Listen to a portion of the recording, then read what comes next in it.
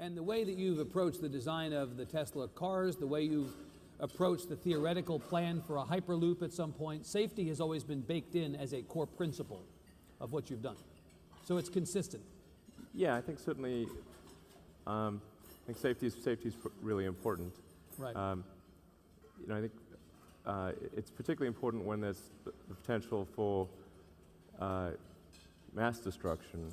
Right. You know, I mean, I think AI is something that is risky at the civilization level, not merely at the individual risk level. Right. And that's why it really demands a lot of safety research. That's what.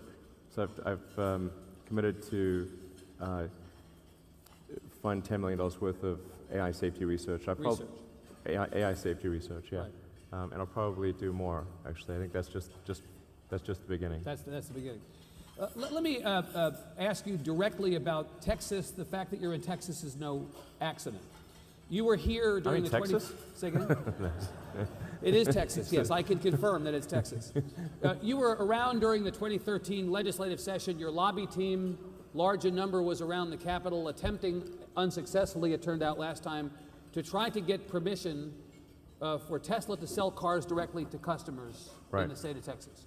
You said at the time that you'd be back, that the political realities are sometimes it takes 3 times before... I hope it's only twice.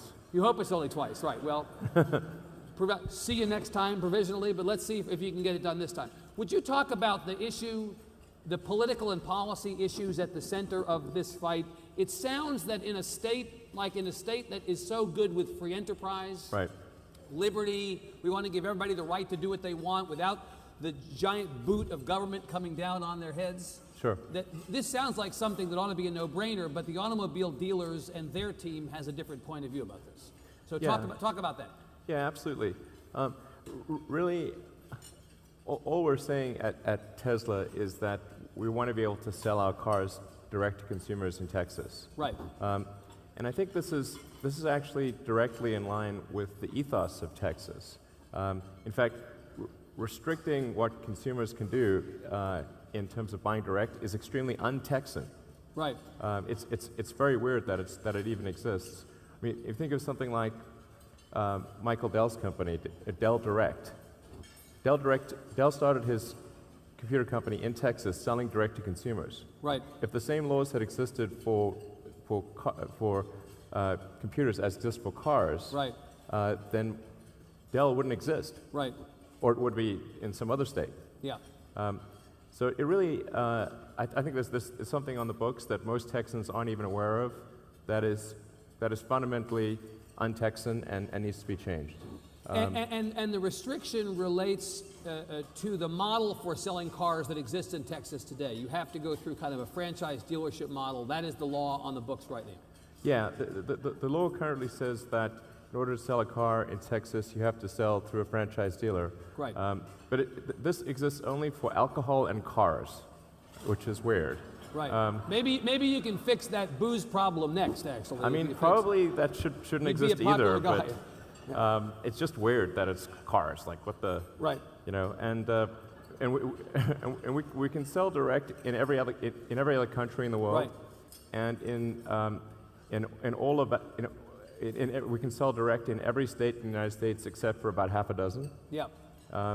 So it's just, we're just asking for essentially a modification of the law to allow us to sell direct to consumers. And is it competition, Mr. Musk? Is that what has the opponents of this plan tied up in knots? Competition? They don't want you in taking away some of their business. As I understand the numbers right now, don't your sales in Texas represent 0.1% of the total number of cars that are sold in Texas?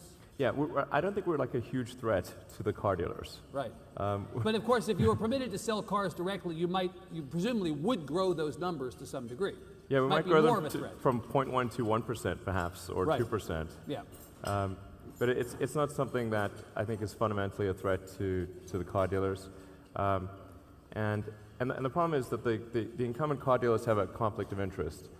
They make all their money from selling gasoline cars. Right. For them to then tout the advantages of an electric car when most of their money is coming from gasoline cars. They're undercutting their own deal. It's a conflict of interest. Right. They're not going to do that. Right.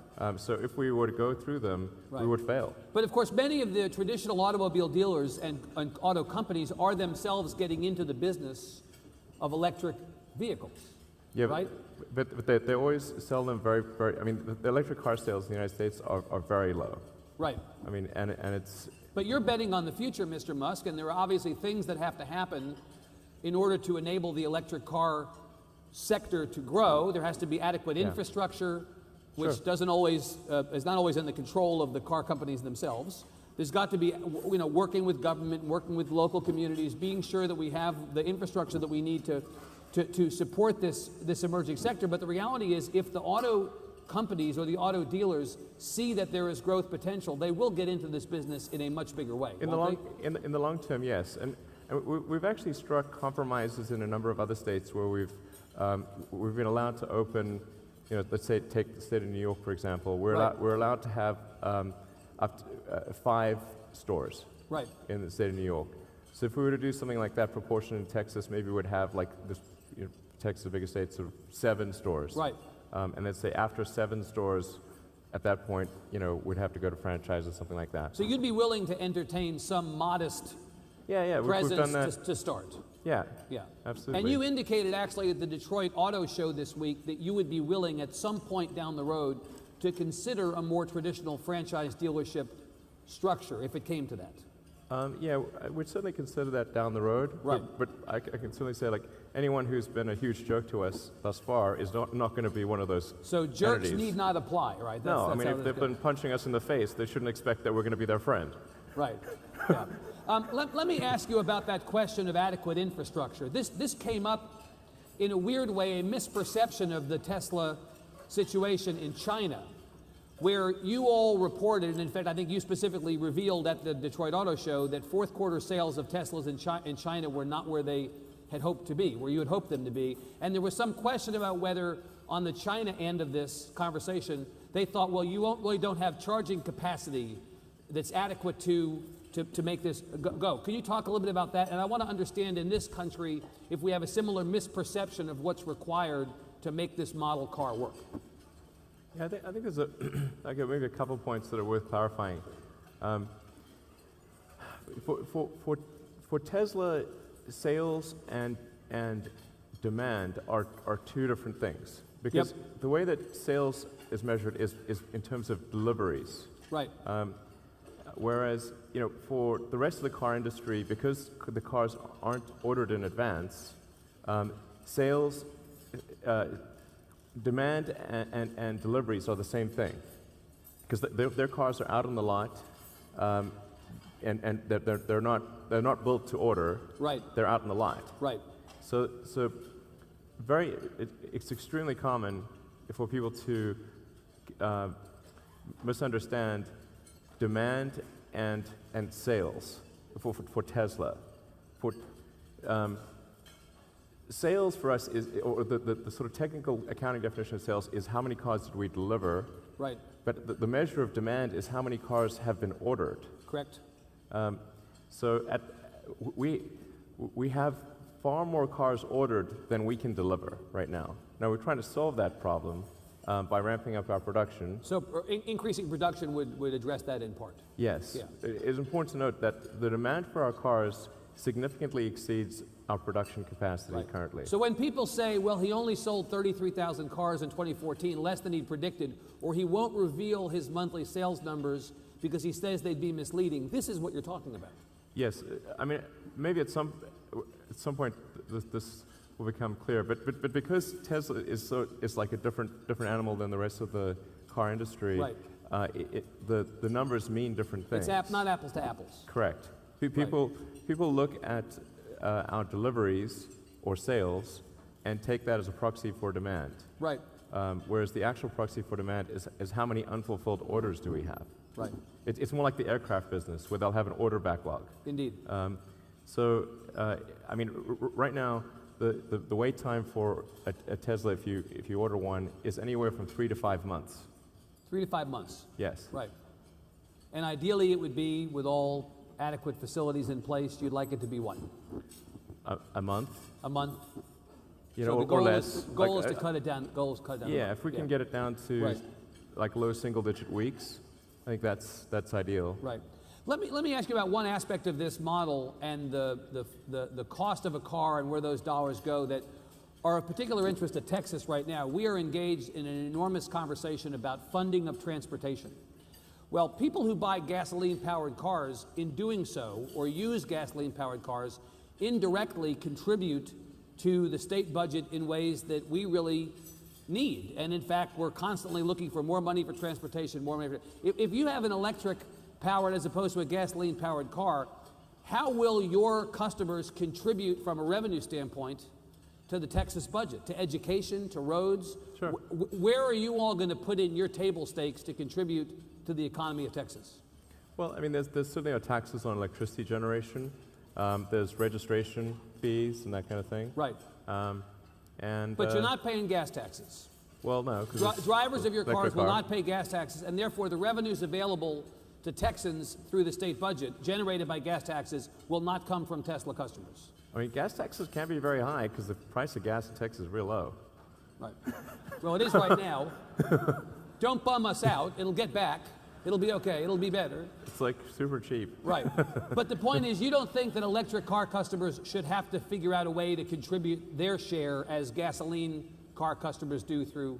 Yeah, no, sure they should. I mean, maybe there should be, at some point, some increased tax on electric cars or something like that to match that of gasoline cars. And, you know, I mean, but I can't imagine, like I said, that there's very much revenue generated from taxes on gasoline given the low price of gasoline. Now, you're going to be putting a fairly heavy lobbying effort in place to get this legislation done up this session.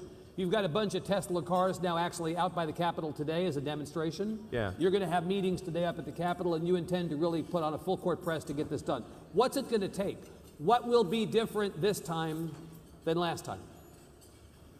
Well, I think there's a lot more awareness. There actually are a lot of Tesla customers in Texas. Again, 1,500 cars sold in Texas last year, right? So not all that many. Our voter turnout is bad, but it's not that bad. Yeah, but still, there's a lot of supporters. And I think there's a lot more awareness in the Texas state legislature this time than there was last time. Right.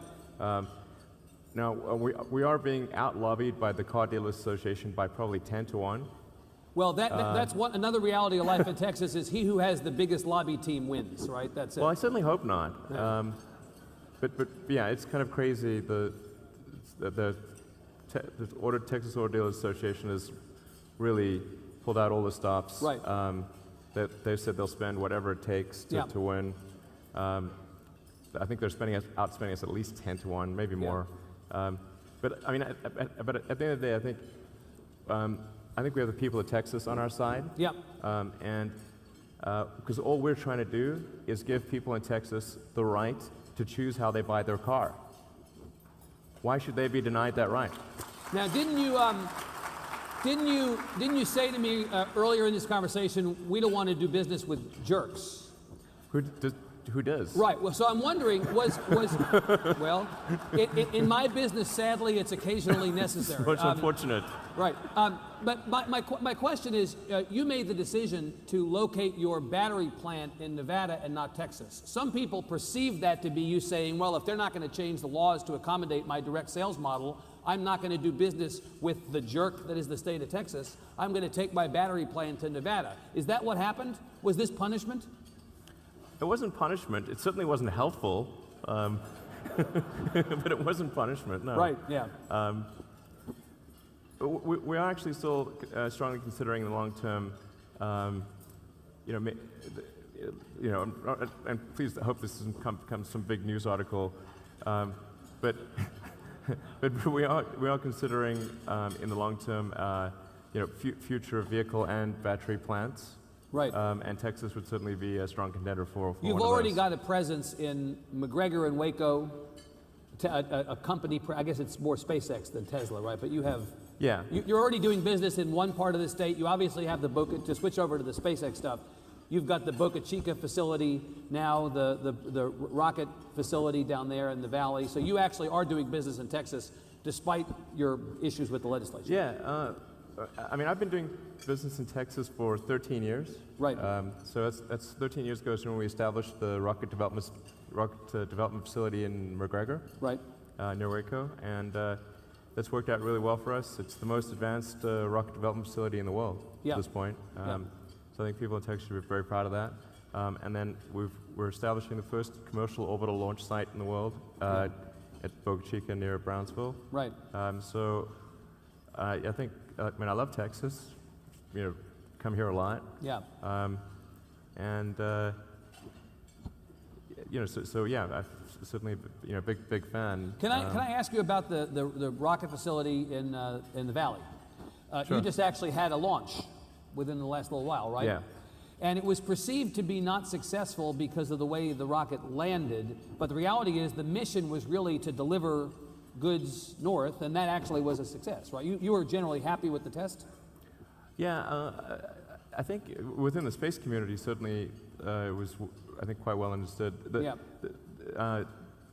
mission was completely successful in delivering cargo to the space station, which was the primary mission. And I would consider it partly successful in trying to do something which has never been attempted before, which is to land a rocket stage successfully, to actually land a rocket stage successfully, because every other rocket in the world, the rocket stages basically smash into the atmosphere, explode, and then further explode when they hit the ocean, or in the steppes of Kazakhstan or something like that. So that's what the Russians rockets. There's a whole there's a whole industry collecting rocket parts, by the way, out there in Kazakhstan. It's always Kazakhstan too, right? Well, yeah, no, they have a launch site in Plesetsk as well, but you know, basically the Siberian steppes collectively. Right. But the all the other, like the European rockets and the Boeing and Lockheed rockets, they all of their stages basically just smash to bits and land. They're somewhere at the bottom of the ocean. So what we were trying to do was to land our rocket stage, but it's a very difficult thing because this thing's coming in from hypersonic velocity. It's got to do multiple relights of the main engine. It's got attitude control thrusters. It's got slosh baffles. It's got and it's got these hypersonic grid fins. Right.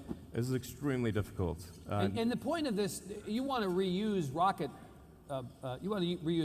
or parts or what have you. You talked about the importance to be sustainable and to actually not have to consistently redo equipment for these launches, and I suspect that was at least one goal you had in trying to land this thing safely, right? Yeah. So, I mean, in the sort of rocket industry, this is considered kind of crazy. So, and like, you know, very unlikely to succeed. Right. I certainly agree with the very unlikely to succeed, right, you know, thing. But as it turns out, we were able to actually hit the drone ship. You know, it was a sort of a higher velocity, bumpy landing than right. Yeah. It's what we call a RUD, as a rapid unscheduled disassembly. Right. So I like your acronym. It almost sounds good, actually. Right. Yeah. It's a technical term. Yeah. Right. Well, you're pretty chill about it. I think that's good. Yeah, but I think we've got a decent chance of landing it intact on one of the later missions this year. So. And you're going to try again soon, right? Yeah. In about 3 or 4 weeks, we've got another flight. Yeah. Good. So now this is actually, it's a tougher reentry condition. Like it's coming in hotter and faster than the last flight. So so that does throw a little bit more of a, makes it a little trickier. Yeah. But we've got 50% more hydraulic fluid, which was we ran out of hydraulic fluid last time. So I think we shouldn't, we may fail the landing again, but hopefully for a different reason. But the point is, you're trying again. You're not particularly put off by the first result, and let's see what happens. I expected it to fail. You did. You expected it to fail. You went into it thinking it might fail. Yeah, no. I said I think we've got at best a 50% chance. Wow. And even that, I said I'm kind of making that up. You know. Yeah. It's like I don't really know. Yeah. Pretty good. Yeah. Good guess. We're going to have to go to questions, Mr. Musk, because we started a little late, and I've got some Twitter questions here that I'll be asking from the stage. But I want to ask you something as it relates to the Boca Chica facility. We are at the beginning of a legislative session, and there are many issues before people in this room. And one of them relates to business incentives, economic incentives offered to businesses to locate in Texas. This has been a hallmark of the Perry era, now about to end, as governor.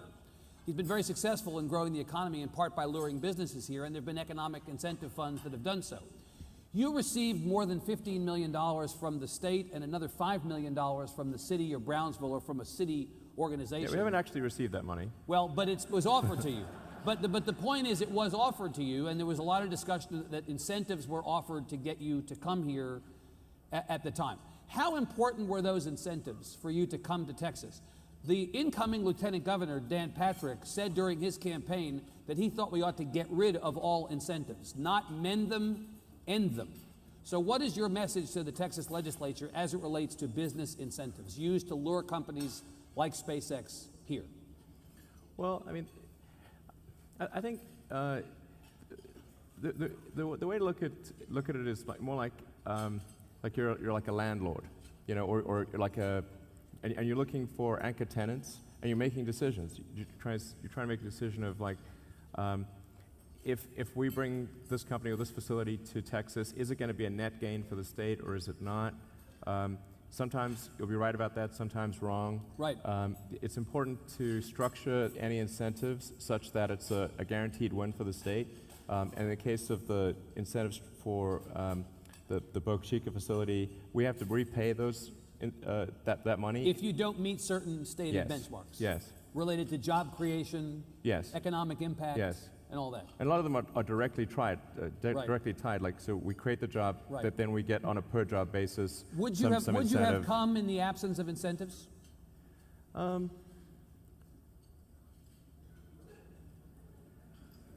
There are a lot. The reason I asked Mr. Musk is no, I think we would not have come. There are a lot of people who view those kinds of incentives. The popular phrase these days is corporate welfare. There are a lot of people who say that we shouldn't be offering incentives to multi-billion-dollar companies to come to a place like Texas. That money could be better spent on people who need it.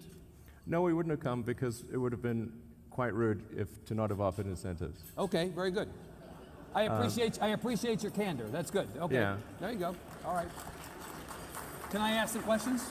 Yeah. Yeah. Okay. Good. It's more like it's what I mean is that it's like a state has to show that it really wants a company to be there. Right. Ultimately, SpaceX will spend hundreds of millions of dollars on that facility, vastly in excess of what the incentives would be. Of what the incentives would be. Right. So how much do the incentives really make a difference in in the grand scheme of things? Not that big of a difference, but it's sort of like you don't feel welcome. Like it doesn't feel like the state really cares unless it does something. Right. They've got to have a little skin in the game. There's got to be a little bit of skin in the game. Right. There's got to be some contribution. Yep. You know. Got it. That's really all it is. Let's use the time we have left to ask some questions, and I know that the people who are keeping time for this will tell me to shut up when the time comes. First question: could the proposed Tesla bill in the legislature open up all direct car sales in Texas? In other words, would the bill apply to companies other than Tesla? And might this not be what the auto dealers fear? Not so much your direct car sales, but direct car sales that would not run through them by other companies. Sure. Well, I think first of all, it's like I think when thinking about these things, you have to say what is right. Like, what is the origin of this bill? Like, why is there this restriction at all? And the restriction actually originates from when a bunch of the big car companies tried to get back their franchises and engaged in nefarious behavior to do that, particularly Ford under Jack Nasser. So they put all these pressure tactics on the car dealer, on the franchisees to sell the franchises back to the car company. And then the reaction from the franchisees, who had bought and paid for their franchises and who had invested all this money, their cause was just.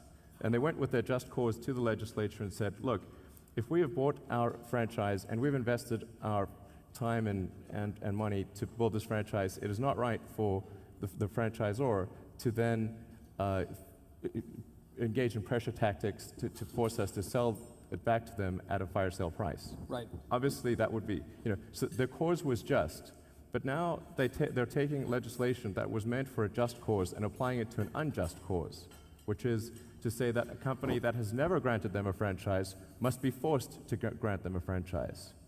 This is not right. So would you be willing to stipulate, if this is what was driving the auto dealers crazy, the prospect that other companies would be selling direct, would you be willing to stipulate in your legislation that this was a Tesla-only bill, if that were even possible? No, I don't think it should be a Tesla-only bill. That wouldn't be fair. It should be perhaps limited to new technology vehicles, or limited to a certain number of stores or something like that. Right. I don't think it should be just for Tesla. Shouldn't only be for Tesla. A carve-out for Tesla. It shouldn't be only for Tesla, but nor should it erode the franchise that they've bought and paid for and have put a lot of time into. Got it. That wouldn't be right either. So it should just be that if somebody hasn't granted them a franchise, they shouldn't be forced to grant them a franchise. It would be like if Apple came here and wanted to sell computers in the same legislations, they'd have to give out Apple franchise stores or something. Right. That wouldn't make any sense. Well, the last question we're going to have time for is actually related to this, and that is to ask what has happened, in fact, in other states where Tesla has been allowed to sell directly. What has happened to the dealerships? Are the predictions of doom here, have they been manifested in other places? No. Basically in more than 40 out of 50 states, we sell cars. The dealers are doing fine. Nobody's, in trouble, or there's no terrible thing has happened to the dealers in any of the other states. And like I said, we currently sell in over 30 countries. Right. And these franchise restrictions don't exist in any of those countries, and the dealers are fine there too. And the dealers are actually fine. Yeah, absolutely. Okay. And there's plenty of examples where there are franchise restaurants and company-owned restaurants, or a mixture of franchise and company-owned. Like McDonald's has a mixture of company-owned, and they have mixture and franchise stores. Yeah. It works fine. So I think it's a pretty reasonable thing to ask that if we want to sell direct, that we have the right to do so, and that like I said, that consumers in Texas have the right to choose how they want to buy their car. Right. And I know we're running short on time, but there is one sort of announcement that I'd like to make. Please make news. Go ahead. We'll make time. This is the transportation forum. Yes. So we're going to create a Hyperloop test facility. So I don't know if people have read about this sort of. It's kind of a new mode of transport. It's something that you rolled out on a white paper in 2013, right? Yeah. Yeah. Yeah. And it's a futuristic, that sometimes is negative, I don't mean it in that case, a futuristic way of going from point to point faster, safer, cheaper, immune to weather, earthquake resistant in the case of the California plan that was proposed. But it looks like a very futuristic way of doing this kind of travel. Yeah, so in order to kind of help things along, we're going to create a Hyperloop test track. You are? Yeah, so something that's maybe on the order of a kind of 5 mile loop. Please say it's going to be here. Texas is the leading candidate. It is? Yes. Is that right? Okay. I'm liking you better already. All right. And so does the state have to promise not to be a jerk in order to get this business? There's no quid pro quo here. Okay. But certainly it would be nice. It would be appreciated. It would be nice, I bet. I bet. Okay. But there's no. When will all this go into production? The test facility will be begun production on that, or up and running when? What's the timetable? Yeah, we're just figuring that out. So I just actually discussing it with some members of my team last night who are pretty excited about doing this. How big a project is this? How much money are we talking about going into something like this? I actually don't know, but we're not asking for any money from the state. So it would be entirely funded. It would be entirely funded by you all. Yeah. Private, not private. Public, not public. All private funds. Yeah. I mean, somebody wants to chip in. I won't stop them. Right. But this is not a stock offering, right up here on the stage, right? Yeah. So, but no, this would be kind of a subscale track, and the thing we were talking about last night, it's not fully formed, we're just sort of figuring it out, is to have a test facility where different teams from university or even the little companies that people form could use this test track to kind of validate their ideas on designing the pod system within for the Hyperloop. But the test track is quite a sort of expensive capital item. It is. So if we can build the test track and then offer that for use by companies or teams of students to try out their pod design, and something that we might end up doing, or at least it sounded good last night after a couple of drinks, was your management style was okay with me. Shoot from the hip. Yeah, right.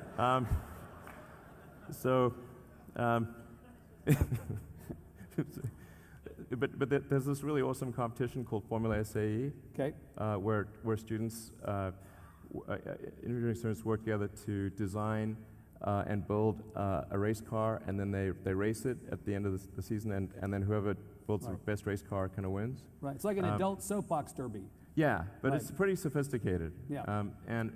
But some of our best engineers have come from that program and really learned how to do great engineering as a result of that.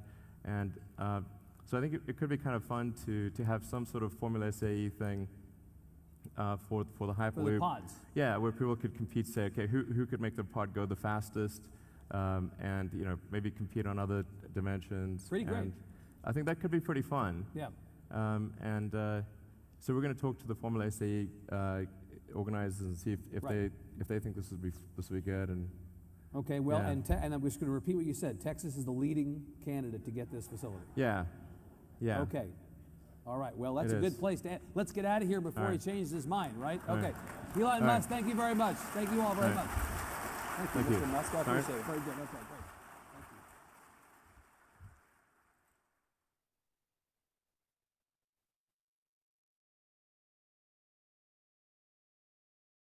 And the way that you've approached the design of the Tesla cars, the way you've approached the theoretical plan for a Hyperloop at some point, safety has always been baked in as a core principle of what you've done. So it's consistent. Yeah, I think certainly, I think safety is really important. Right. I think it's particularly important when there's the potential for mass destruction. Right. I think AI is something that is risky at the civilization level, not merely at the individual risk level. Right. And that's why it really demands a lot of safety research. That's what. So I've committed to fund $10 million worth of AI safety research. AI safety research, yeah. Right. And I'll probably do more. Actually, I think that's just the beginning. That's the beginning. Let me ask you directly about Texas. The fact that you're in Texas is no accident. You were here during the Texas? Say again? It is Texas, yes. I can confirm that it's Texas. You were around during the 2013 legislative session. Your lobby team, large in number, was around the Capitol attempting, unsuccessfully it turned out last time, to try to get permission for Tesla to sell cars directly to customers in the state of Texas. You said at the time that you'd be back, that the political realities are sometimes it takes 3 times before... I hope it's only twice. You hope it's only twice, right. Well, see you next time provisionally, but let's see if you can get it done this time. Would you talk about the issue, the political and policy issues at the center of this fight?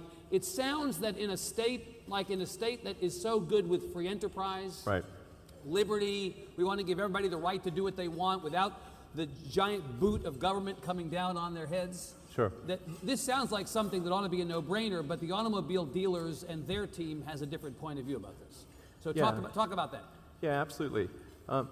Really, all we're saying at Tesla is that we want to be able to sell our cars direct to consumers in Texas. Right. And I think this is actually directly in line with the ethos of Texas. In fact, restricting what consumers can do in terms of buying direct is extremely un-Texan. Right. It's very weird that it even exists. I mean, if you think of something like Michael Dell's company, Dell Direct. Dell started his computer company in Texas selling direct to consumers. Right. If the same laws had existed for computers as just for cars, right. Then Dell wouldn't exist. Right. Or it would be in some other state. Yeah. So it really, I think there's something on the books that most Texans aren't even aware of that is fundamentally un-Texan and needs to be changed. And the restriction relates to the model for selling cars that exists in Texas today. You have to go through kind of a franchise dealership model. That is the law on the books right now. Yeah, the law currently says that in order to sell a car in Texas, you have to sell through a franchise dealer. Right. But this exists only for alcohol and cars, which is weird. Right. Maybe you can fix that booze problem next, actually. I mean, probably that shouldn't exist either, but it's just weird that it's cars. Like what the right. You know, and we can sell direct in every other country in the world, right. And in all of we can sell direct in every state in the United States except for about half a dozen. Yeah. So it's just we're just asking for essentially a modification of the law to allow us to sell direct to consumers, and is it competition, Mr. Musk? Is that what has the opponents of this plan tied up in knots? Competition? They don't want you in taking away some of their business. As I understand the numbers right now, don't your sales in Texas represent 0.1% of the total number of cars that are sold in Texas? Yeah, I don't think we're like a huge threat to the car dealers. Right. But of course, if you were permitted to sell cars directly